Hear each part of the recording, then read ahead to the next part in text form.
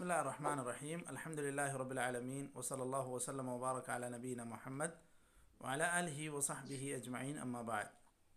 ہم لوگ آج عمدۃ الاحکام للامام المقدسی اس کتاب میں حدیث نمبر 143 باب صلاۃ الکسوف اس باب سے ہم لوگ کچھ حدیثیں پڑھنے جا رہے ہیں۔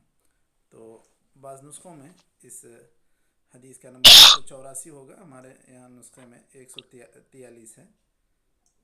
تو الحدیث الثالث والاربعون بعد المئة۔ جی شروع کریں شیخ۔ جی نحمده ونصلي على رسوله الكريم اما بعد۔ عن عائشة رضي الله عنها أن الشمس خسفت على عهد رسول الله صلى الله عليه وسلم فبعث مناديا ينادي الصلاة جامعة فاجتمعوا وتقدم فكبر وصلى 4 ركعات في ركعتين و4 سجدات۔ وعن ابن مسعود عقبة بن عامر الأنصاري البدري رضي الله عنه قال قال رسول الله صلى الله عليه وسلم إن الشمس والقمر آيتان من آيات الله يخوف الله بهما عباده وإنهما لا عباده جی يخوف الله بهما عباده وإنهما لا يسكفان كيا شيخ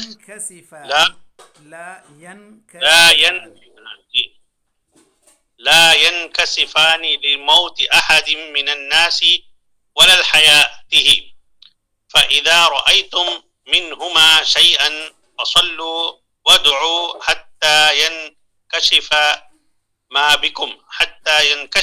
بكم وعن عائشة رضي الله عنها قالت خسفت الشمس على عهد رسول الله صلى الله عليه وسلم فقام رسول الله صلى الله عليه وسلم فصلى بالناس فأطال القيام ثم ركع فأطال الركوع ثم قام فأطال القيام وهو دون القيام الأول ثم ركع فأطال الركوع وهو دون الركوع الأول ثم سجد فأطال السجود ثم فعل في الركعة الأخرى مثل ما فعل في الركعة الأولى ثم انصرف وقد تجلت الشمس فخطب الناس فحمد الله وأثنى عليه ثم قال إن الشمس والقمر آيتان من آيات الله لا يخسفان لموت أحد ولا لحياته، فإذا رأيتم ذلك فادعوا الله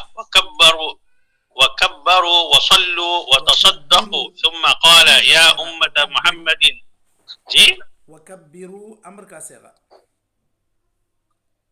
اچھا جی وكبروا وصلوا وتصدقوا ثم قال يا أمة محمد والله ما من أحد أغير من الله من أي يو کیا شیخ من أن يزني عبده أو تزني أمته أو تزني أمته وہ بھی دونوں فاعل ہے، من ان يزني عبده او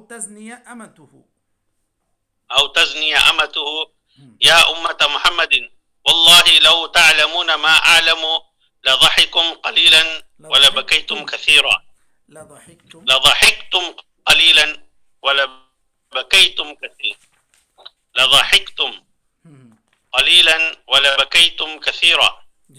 وفي لفظ فاستكمل 4 ركعات و4 سجدات۔ وعن أبي موسى الأشعري رضي الله عنه قال خسفت الشمس على عهد رسول الله صلى الله عليه وسلم فقام فزعا يخشى أن تكون الساعة حتى أتى المسجد فقام فصلى بأطول قيام وركوع وسجود ما رأيته يفعله في صلاة قط، ثم قال إن هذه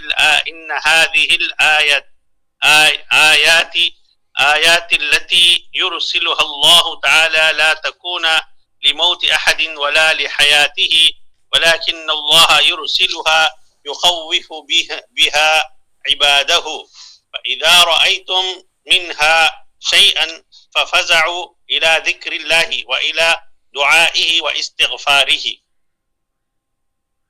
جی ٹھیک ہے، کافی ہے جی یہاں تک باب صلاۃ الکسوف، اس سے متعلق یہ باتیں ذکر کی جا رہی ہیں. اچھا، اس سے پہلے ہم لوگوں نے جو باب العیدین پڑھا تھا، اس میں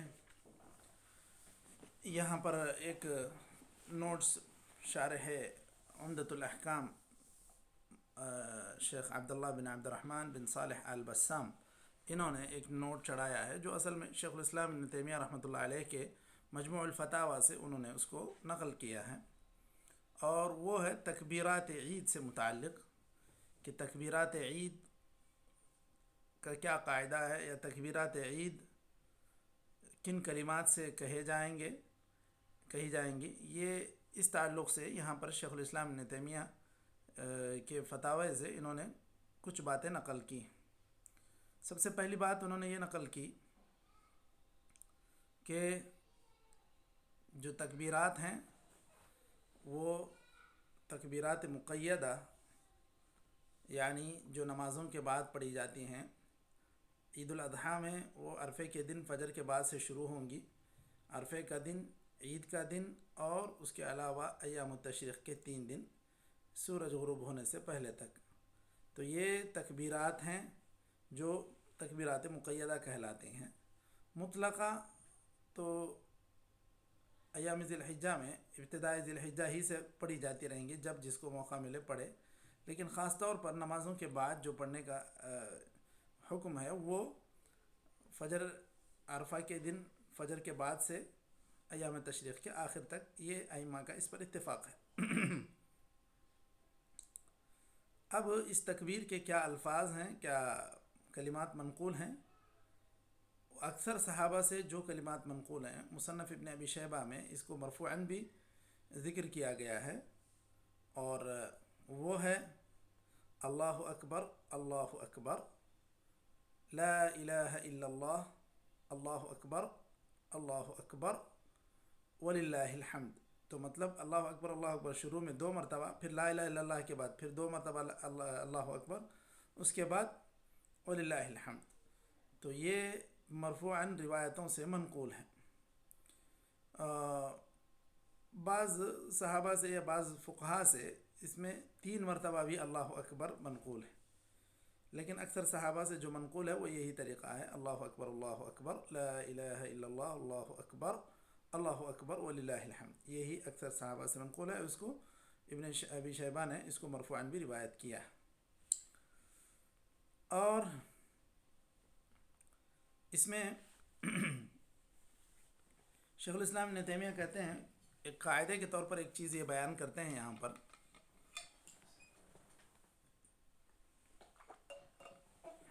کہ اگر صحیح روایات سے کچھ اذکار منقول ہوتے ہیں،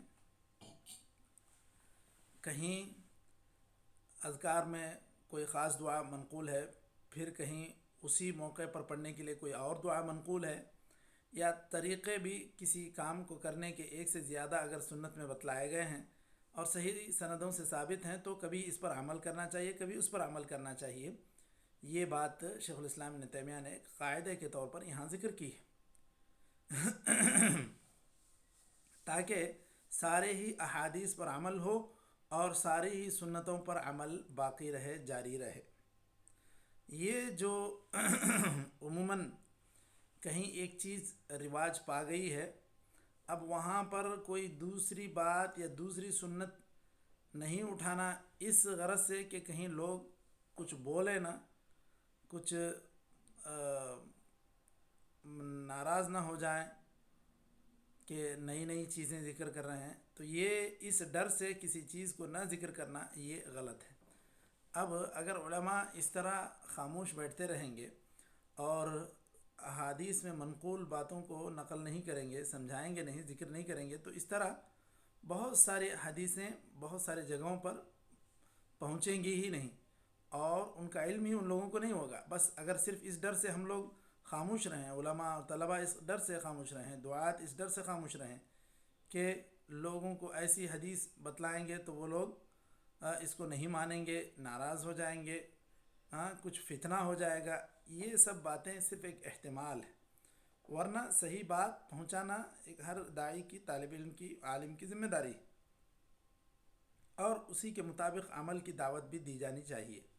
ایسا نہیں کہ مسلک ایک چیز کی بات کہتا ہے یا ایک طریقے کو صحیح قرار دیتا ہے، تو مسلک کے رجحان کی بنیاد پر یا مسلک کی تقلید کی بنیاد پر صرف ایک چیز کو پکڑ لینا اور دیگر چیزوں کو غلط قرار دینا یا ان کو عمل نہ کرنے کی بات کہنا، یہ ساری باتیں صحیح نہیں ہیں، کیونکہ اس میں سنت کی حمایت یا سنت کے اوپر عمل کی طرف توجہ نہیں دلائی جا رہی ہے۔ اس میں صرف بعض خاص سنتیں جو ہم جانتے ہیں بس اسی پر عمل کریں گے، جو نہیں جانتے ہیں ہم نہ اس پر عمل کریں گے نہ اس کو جاننا چاہیں گے، یہ طریقہ صحیح نہیں۔ تو یہ شیخ الاسلام ابن تیمیہ نے یہ بات کہی کہ جب بھی صحیح سند کے ساتھ کچھ طریقہ بھی کسی عبادت کے انجام دینے میں ثابت ہو یا کوئی اذکار ثابت ہوں تو ان سب پر کبھی کبھی اس پر کبھی اس پر عمل کیا جانا چاہیے۔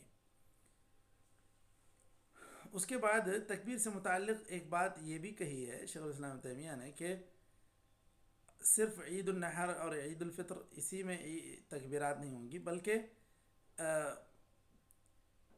جب کبھی کوئی بڑی بات ہو جاتی ہے تو اس صورت میں بھی اللہ تعالیٰ کی عظمت اور اللہ تعالیٰ کی کبریائی بیان کرنے کے لیے اللہ اکبر پڑھا جائے گا، کہا جائے گا۔ جبکہ آپ صلی اللہ علیہ وسلم سے منقول ہے کہ آپ صلی اللہ علیہ وسلم جب خیبر کے پاس چڑھے تو آپ نے کہا اللہ اکبر خریبت خیبر۔ تو یہ کوئی اہم بات ہو جائے، کوئی اہم چیز آپ دیکھ لیں تو وہ کتنی بھی بڑی چیز ہو اس سے بڑی اللہ تعالیٰ کی ذات ہے، یہ بات کا احساس دلانے کے لیے وہاں تکبیر کہی جائے گی۔ اب اس کے بعد ہم لوگ آتے ہیں، آج جو باب پڑھے ہیں باب صلاۃ الکسوف۔ الکسوف اور الخسوف، الکسوف عموماً شمس کے ساتھ استعمال ہوتا ہے لغت میں، اور الخسوف قمر کے ساتھ، لیکن ایک دوسرے کے برعکس دوسرے کو بھی استعمال کرتے ہیں۔ خسوف الشمس بھی کہا جا سکتا ہے، کسوف القمر بھی کہا جا سکتا ہے، اور تقریباً ینکسفانی یا یخسفانی یا ینخسفانی ایسے صیغے بھی استعمال ہو سکتے ہیں، لیکن جیسے قرآن میں سورہ قیامہ وخسف القمر جو استعمال ہوا ہے تو خسوف کا لفظ عموماً قمر کے ساتھ استعمال ہوتا ہے، کسوف کا شمس کے ساتھ استعمال ہوتا ہے۔ کسوف اور خسوف کیا ہے؟ یہ اللہ تعالیٰ کی طرف سے اپنے بندوں کو ایک تنبیہ ہے ایک طرح کی، کہ دیکھو یہ جو چاند سورج جس کو کچھ لوگ پوج رہے ہیں اور یہ تمہاری بہت ساری منفعتوں کا یہ پیش خیمہ ہے، اس کو تم دیکھتے ہو اور اس کو تم روزانہ اس سے فائدہ بھی اٹھاتے ہو، لیکن اگر اللہ تعالیٰ چاہے تو اس کو جو ہے بے نور بھی کر سکتا ہے، اور قیامت میں ہوگا یہی۔ یہ تو ہم چند منٹوں کے لیے دیکھتے ہیں کہ سورج یا چاند بے نور ہو رہا ہے اور اللہ تعالیٰ اس کی روشنی چھین لے رہا ہے۔ اگر اللہ تعالیٰ چاہے تو قیامت کے دن ان کو پوری طرح ہمیشہ کے لیے ہی بے نور کر دے گا، تب پورا ہی بس اللہ تعالیٰ جس کو وَمَن لَّمْ يَجْعَلِ اللَّهُ لَهُ نُورًا فَمَا لَهُ مِن نُور، وہ حالت ہو جائے گی۔ تو یہ تو باقاعدہ سورہ تکویر میں اور یہ ساری چیزوں میں یہاں سب بتلا دیا گیا، اِذَا الشَّمْسُ كُوِّرَتْ وَإِذَا النُّجُومُ انكَدَرَتْ، یہ ساری باتیں قیامت کی علامتوں میں اور قیامت کے حالات میں بیان کیا گیا ہے۔ تو یہ اصل میں یہ خسوف اور کسوف یہ اللہ تعالیٰ کی طرف سے ایک تنبیہ اور ایک ڈرانے کے لیے اللہ تعالیٰ کی ایک نشانی کا وقوع ہے۔ اچھا، اس کے کچھ دیگر اسباب بھی ہو سکتے ہیں جو حسی اسباب جسے کہتے ہیں۔ ایک چیز ہوتی ہے حسی یعنی محسوس کرنا، ایسا ہونے کی وجہ سے ایسا ہونا، ستاروں سیاروں کی جو گردش ہے اس میں کبھی اس کا بیچ میں آ جانا تو یہ اس روشنی کو ڈھانک لینا، یہ ساری چیزیں ایک حسی طور پر بھی محسوس کی جا سکتی ہیں، لیکن اس کے کچھ حسی اسباب بھی ہو سکتے ہیں، کچھ معنوی اسباب بھی ہو سکتے ہیں۔ اگر ہم معنوی اسباب کو مانتے ہیں اور اس کی طرف توجہ دلاتے ہیں تو اس کا یہ مطلب نہیں کہ اس کے کچھ حسی اسباب نہیں ہو سکتے۔ اس کے حسی اسباب بھی ہو سکتے ہیں. جو لوگ فلکیات کو پڑھتے ہیں سمجھتے ہیں وہ لوگ پہلے سے اس کی خبر رکھتے ہیں، جانتے ہیں، اس کو دیکھتے ہیں. تو یہ اس کے کچھ حسی اسباب بھی ہو سکتے ہیں، کچھ معنوی اسباب بھی ہو سکتے ہیں. ہمیں خاص طور پر معنوی اسباب کی طرف زیادہ توجہ دینی چاہیے، کیونکہ یہ اللہ تعالیٰ کا یہی اس کے اندر ایک پیغام ہوتا ہے کہ لوگ بندے آگاہ ہو جائیں. اللہ تعالیٰ کبھی زلزلے لاتا ہے، کبھی کسوف اور خسوف کے واقعات ہوتے ہیں، کبھی سیلاب کے واقعات ہوتے ہیں. تو یہ ساری چیزیں اللہ تعالیٰ کی طرف سے ایک تنبیہ اور ایک نشانی ہے. اب ایسی صورت میں جب کسوف اور خسوف ہو تو اس وقت کرنا کیا چاہیے؟ اللہ تعالیٰ کا ذکر کرنا چاہیے، اور اس کے لیے خاص طور پر ایک نماز بھی صلاۃ الکسوف کے یا صلاۃ الخسوف کے عنوان سے محدثین نے ہر حدیث کی کتاب میں ذکر کیا ہے، اور آپ صلی اللہ علیہ وسلم نے یہ پڑھا اور یہ بھی بتلایا کہ یہ ساری چیزیں اللہ تعالیٰ کی ایک نشانی ہیں. اب اتفاق سے جس دن کسوف ہوا، سورج گرہن لگا آپ صلی اللہ علیہ وسلم کے زمانے میں، اسی دن حضرت ابراہیم بن محمد بن عبداللہ یعنی اللہ کے رسول صلی اللہ علیہ وسلم کے فرزند کا انتقال ہوا تھا. تو آپ صلی اللہ علیہ وسلم کے فرزند کے انتقال ہونے سے یہ کسوف کا یعنی سورج گرہن کا واقعہ ہوا، یہ بات لوگ کہنے لگے. عموماً جاہلیت میں یہی باتیں کہی جاتی تھیں کہ کسی بہت بڑے انسان کی موت پر سورج کی روشنی ماند پڑ جاتی ہے. یہ سب جاہلیت کے عقائد تھے. اب جاہلیت کے عقائد کو آپ صلی اللہ علیہ وسلم نے رد کر دیا اور کہا کہ نہیں، یہ ایسی کوئی بات نہیں ہے، یہ صرف اللہ تعالیٰ کی طرف سے ایک نشانی ہے، کسی کے موت اور کسی کے حیات سے اس کا کوئی تعلق نہیں. دیکھیے جو روایتیں منقول ہیں یہاں پر، حضرت عائشہ رضی اللہ عنہا کی پہلی روایت یہاں مذکور ہے کہ آپ صلی اللہ علیہ وسلم کے دور میں ایک مرتبہ سورج گرہن ہوا. آپ صلی اللہ علیہ وسلم نے ایک آدمی کو ندا لگانے کے لیے بھیجا. وہ ندا کیا لگایا؟ الصلاۃ جامعہ، یعنی نماز جمع کرنے والی ہے. تو سب لوگ مسجد میں جمع ہو گئے. آپ صلی اللہ علیہ وسلم نے آگے بڑھ کر انہیں نماز پڑھائی. اس کے لیے غور کرنے والی بات یہ ہے کہ اس میں نہ اذان ہوگی نہ اقامت ہوگی. بغیر اذان اور بغیر اقامت کے جس طرح عید کی نماز پڑھی جاتی ہے اسی طرح پڑھی جائے گی. آپ صلی اللہ علیہ وسلم نے یہاں جو نماز پڑھی، وصلی 4 رکعات فی رکعتین، کیا مطلب ہے اس کلمے کا؟ صلی 4 رکعات فی رکعتین. جی مشائخ. وہی مول صاحب معروف طریقہ ہے کہ ایک رکعت میں 2 رکوع پھر 2 سجدے، مطلب جو ہے ہر رکعت میں 2 رکوع 2 سجدے، بولے تو 2 رکعت میں 4 رکوع 4 سجدے ہو جائیں گے. جی بالکل، جی صحیح ہے. یہی بات اس میں کہی جا رہی ہے کہ آپ صلی اللہ علیہ وسلم نے 4 رکوع کیے 2 رکعت میں. تو مطلب ایک رکعت میں 2 رکوع کریں گے. پہلے سورہ فاتحہ پڑھیں گے، پھر ایک ضم سورہ کریں گے، پھر رکوع کریں گے، پھر اٹھیں گے تو پھر کیا کریں گے؟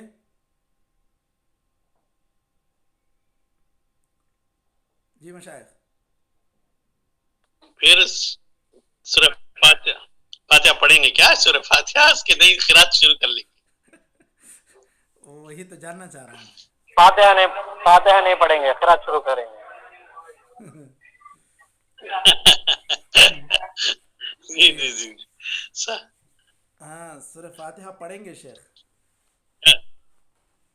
پڑھیں گے نا، رکوع ہو گیا نا. سورہ فاتحہ پڑھ کے پھر ضم سورہ کریں گے. جی ٹھیک ہے. تو یہ ایک رکعت میں 2 رکوع ہوں گے. مطلب جب دوبارہ پھر جو ہے ضم سورہ فاتحہ پڑھ کے ضم سورہ کر کے پھر رکوع کریں گے، پھر جب اٹھیں گے تب سجدے میں چلے جائیں گے. اور بعض روایتوں میں 2 سے زیادہ رکوع کی بھی بات منقول ہے، لیکن جو آپ صلی اللہ علیہ وسلم سے حضرت عائشہ کی سب سے صحیح روایت ہے، اس میں یہی بات ہے کہ ایک رکعت میں آپ صلی اللہ علیہ وسلم نے 2 رکوع 2 سجدے کیے. چلیے، تو اس کے بعد آپ صلی اللہ علیہ وسلم نے یہاں نماز کا طریقہ گویا کہ بتلا دیا پڑھ کر کہ کیسے نماز کسوف پڑھی جاتی ہے، گرہن کی نماز پڑھی جاتی ہے. اور یہاں جو مسئلہ اس حدیث سے ثابت ہو رہا ہے اس میں یہ کہ آپ صلی اللہ علیہ وسلم کے دور میں سورج گرہن ہوا تھا۔ دوسری چیز، ایسے کسوف یا خسوف کے موقع پر، سورج گرہن یا چاند گرہن کے موقع پر مستحب ہے نماز پڑھنا، اور اس کو امام نووی وغیرہ نے سنت بتلایا، اس پر اجماع بتلایا۔ اب یہ نماز کیوں رکھی گئی ہے اور اس کے لیے جمع ہونے کا طریقہ کیوں ہے؟ یہ کیا خوشی کا موقع ہے یا یہ کچھ اللہ تعالیٰ سے گڑ گڑانے اور اللہ تعالیٰ سے توبہ استغفار کا موقع ہے؟ تو یہ توبہ استغفار کا موقع ہے، صدقے کا موقع ہے۔ آپ صلی اللہ علیہ وسلم نے اس موقع پر صدقہ کرنے کے لیے بھی ابھارا تھا، تو یہ موقع اللہ تعالیٰ سے تضرع اور دعا اور توبہ استغفار کرنے کا موقع ہے۔ اور اسی طرح اس کا نماز کا طریقہ یہ کہ کسوف میں عام نمازوں سے ہٹ کر آپ صلی اللہ علیہ وسلم نے ایک رکوع زیادہ کیا، وہ بات اس کے اندر ضرور نوٹ کی جانی چاہیے۔ اچھا، اس کے بعد والی جو حدیث ہے، دوسری حدیث، اس کے اندر آپ صلی اللہ علیہ وسلم نے یہ بات بیان کی، جو ایک حدیث نمبر 144 ہے، حضرت ابو مسعود عقبہ بن عامر سے حدیث منقول ہے۔ آپ صلی اللہ علیہ وسلم نے کہا ان الشمس والقمر آیتان من آیت اللہ، ان دونوں کو اللہ کے رسول صلی اللہ علیہ وسلم نے ایک نشانی بتلائی اور بتلایا یخوف اللہ بہما عبادہ، اللہ تعالیٰ اس کے ذریعے سے اپنے بندوں کو ڈراتا ہے، اور یہ کسی کے موت یا کسی کے حیات سے یہ سورج گرہن یا چاند گرہن نہیں ہوتا ہے، بلکہ یہ اللہ تعالیٰ کی طرف سے ایک تنبیہ ہے۔ اگر تم اس کو دیکھو تو کرنا کیا ہے، فصلوا وادعوا حتی ینکشف ما بکم، اگر ایسا ہو جائے کبھی تو تمہیں کرنا یہ ہے کہ تمہیں نماز پڑھنی چاہیے، دعائیں کرنا چاہیے، یہاں تک کہ یہ چلا جائے، مطلب ختم ہو جائے۔ تو اب اس کے اندر اس حدیث سے کیا مسائل مستنبط ہوتے ہیں؟ سب سے پہلی بات یہ مستنبط ہوتی ہے کہ ایسے موقع پر جب سورج گرہن ہو یا چاند گرہن ہو تو ایسے موقع پر نماز پڑھنا چاہیے اور اللہ تعالیٰ کی طرف رجوع کرنا چاہیے۔ دوسرا مسئلہ اس میں یہ مستنبط ہو رہا ہے کہ نماز کب ختم ہوگی۔ اس حدیث کی روشنی میں نماز، اگر سورج گرہن ختم ہو جائے تو نماز ختم ہو جائے گی۔ مان لیں کہ 1 گھنٹہ ہونے کا امکان ہے تو 1 گھنٹے تک کے لیے نماز پڑھنی چاہیے، زیادہ سے زیادہ تضرع میں نماز میں رہنا چاہیے۔ یہ وقت ختم ہو گیا، سورج گرہن ختم ہو گیا، اب کسی کو نہیں پتہ تھا، نہیں پڑھ سکے، تو اب ان کو جا کے پڑھنے کے لیے اب یہ اس کا وقت باقی نہیں ہے، کیونکہ آپ صلی اللہ علیہ وسلم نے اس کو بتلایا کہ یہ سورج گرہن ختم ہونے تک اس کا وقت ہے، اسی وقت میں پڑھ لینا چاہیے۔ وہ نہیں ختم ہو گیا تو سمجھو کہ اس کا وقت بھی ختم ہو گیا۔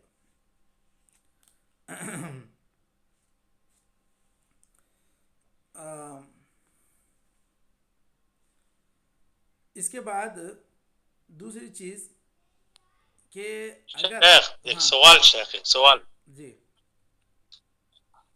اگر ٹائم پہلے سے ہم کو معلوم ہے صلاۃ الخسوف کا یا صلاۃ الکسوف کا، تو ہم لوگ باقاعدہ اعلان کرتے ہیں کہ فلاں ٹائم پہ جو ہے نا صلاۃ الخسوف ہوگی، آپ لوگ جمع ہو جاؤ، تو اس طرح سے اعلان کر سکتے ہیں ایسا؟ کیونکہ پچھلی دفعہ جو یہاں پہ ہوا تھا میری مسجد میں کہ ہمارے امام صاحب ایک نماز پہلے، تقریباً 2 نماز پہلے اعلان کر دیے کہ آج رات کو فلاں ٹائم میں خسوف شروع ہو رہا ہے، تو ہم لوگ اس ٹائم پہ جمع ہوں گے، نماز پڑھیں گے۔ تو بعض لوگ ناراض ہو گئے، کیا اعلان ہو رہے، یہ تو اچانک پڑھنے والی نماز ہے، تو پہلے سے کیوں اعلان کر رہے ہیں ایسا بول کے 2-3 خطری جو ہے نا ناراض ہو گئے۔ تو ایسا کرنا صحیح ہے کیسے کہ پہلے سے اعلان کر کے لوگوں کو جمع کر سکتے کیسے؟ جب اچانک آپ صلی اللہ علیہ وسلم کے دور میں ہوا اور اتنے سارے آلات بھی نہیں تھے کہ کب شروع ہو رہا کب ختم ہو رہا معلوم ہونے کے لیے، تو اس وقت اچانک بھی جب ہوا تو آپ صلی اللہ علیہ وسلم خود جا کے صحابہ کے ساتھ نہیں پڑھ لیا۔ آپ صلی اللہ علیہ وسلم نے ایک منادی کو بھیجا کہ وہ ندا لگائے الصلاۃ جامعہ کہہ کے، تو لوگوں کو آپ صلی اللہ علیہ وسلم بتلانا چاہ رہے تھے۔ تو اس طرح بتلانا آپ صلی اللہ علیہ وسلم سے ثابت ہے، اور وقت سے پہلے چونکہ اب آلات کے ذریعے سے معلوم ہو رہا ہے تو بتلانے میں کوئی حرج نہیں، بتلا سکتے ہیں، اور اس کا مقصد یہی ہے کہ آپ لوگ نماز میں شرکت کریں۔ وہ کہہ رہے تھے کہ آپ لوگ سنت کے خلاف کر رہے ہو، کہ اچانک جو ہے نا اللہ کے نبی کے زمانے میں ہوا تھا تو اچانک ہی جو ہے نا اعلان بھی ہونا چاہیے، ایسا باقاعدہ فکس کر کے آپ لوگ جو ہے طے کر کے بلانا نہیں چاہیے. یہ کوئی خاص یعنی کہ اعتراض نہیں ہے، کیونکہ آپ صلی اللہ علیہ وسلم کے دور میں اس طرح پہلے سے معلوم نہیں ہوتا تھا، اس کے آلات یا اتنا وہ علم ترقی نہیں کیا تھا. جی بالکل. جب دیکھے کہ شروع ہوا تو آپ صلی اللہ علیہ وسلم نے اسی وقت اعلان کروایا. اور جب اب پتہ چل رہا ہے کہ بھائی برابر 2-4 گھنٹے کے بعد ہونے والا ہے، لوگوں کو علم ہونا چاہیے. سب کو تھوڑی علم رہتا ہے، کیونکہ سب لوگوں کی اس طرف توجہ بھی نہیں ہوتی. جو خاص لوگ اس سارے چیزوں کو دیکھتے رہتے ہیں، مطالعہ کرتے ہیں، انہی لوگوں کے علم میں یہ ساری چیزیں ہوتی ہیں. اس طرح اگر لوگوں کے علم میں بات لائی جائے کہ اس مسجد میں نماز ہو رہی ہے، آپ پڑھیں، یا جہاں جہاں جمعہ مسجد ہے وہاں پر ہونے والی ہے، تو اس میں کوئی حرج نہیں ہے. ایسے کوئی یہ اس کو بدعت کا نام دیں، یہ تو صحیح نہیں ہے، کیونکہ آپ صلی اللہ علیہ وسلم نے خود ندا لگانے کے لیے، اعلان کرنے کے لیے کہا تھا. الصلاۃ جامعہ، آپ صلی اللہ علیہ وسلم نے کہا تھا، ایک منادی کو بھیجا تھا. تو یہ اس سے پہلے ہی اعلان اگر ہو جائے تو اس میں کوئی بظاہر کوئی قباحت تو نظر نہیں آتی. چلے اس کے بعد اس حدیث کے اندر یہ بات بھی بتلائی جا رہی ہے کہ اگر یہ وقت یعنی جو خسوف اور خسوف کا، اگر جو مان لیں کہ سورج گرہن اگر عصر کے بعد ہوتا ہے تو عصر کے بعد تو نماز پڑھنے کا وہ وقت نہیں ہے، یہ ممنوع وقت ہے. لیکن ذوات الاسباب جو ہیں، یعنی کوئی خاص نماز اس کا کوئی سبب ہو رہا ہے تو پڑھی جا سکتی ہے. جیسے جنازے کی نماز، اب جنازہ اس وقت دفن کرنا ہے عصر کے بعد، تو عصر کے بعد یہ نماز پڑھی جائے گی. اسی طرح اگر خسوف یا خسوف ہو جائے عصر کے بعد، تو اب یہ کہہ کر کہ یہ ممنوع وقت ہے، اس میں نہیں پڑھنا چاہیے، ایسا نہیں، بلکہ اس وقت میں بھی نماز پڑھی جائے گی، کیونکہ یہ اس کا ایک سبب ہے، اس وجہ سے نماز پڑھی جا رہی ہے، بلا سبب یہ نماز نہیں پڑھی جا رہی ہے. تو یہ خاص چیز اس میں ہمیں یاد رکھنے کی. چلیں شاید یہاں تک باب کیا کہتے ہیں آج کی میٹنگ ختم ہو جائے گی. تو نکتفی بہذا القدر، وصلی اللہ وسلم علی نبینا محمد وعلی آلہ وصحبہ اجمعین. انشاءاللہ اس کے بعد ہم لوگ حدیث نمبر 145 جو اسی سے متعلق ہے، اور مزید اس سے اس کے کسوف کی نماز کے احکام سے متعلق ہے، انشاءاللہ ہم لوگ پڑھ لیتے ہیں. تو آج کے لیے یہ 2 حدیثیں انشاءاللہ کافی ہیں. اسی باب کی 3ری حدیث انشاءاللہ ہم لوگ شیخ اسی کے ضمن میں ایک سوال ہے. جی فرمائیں شیخ.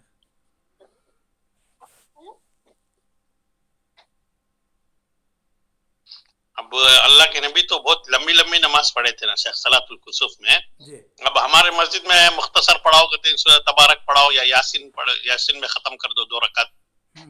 تو ایسا مختصر بھی پڑھایا جا سکتا ہے کیا شیخ؟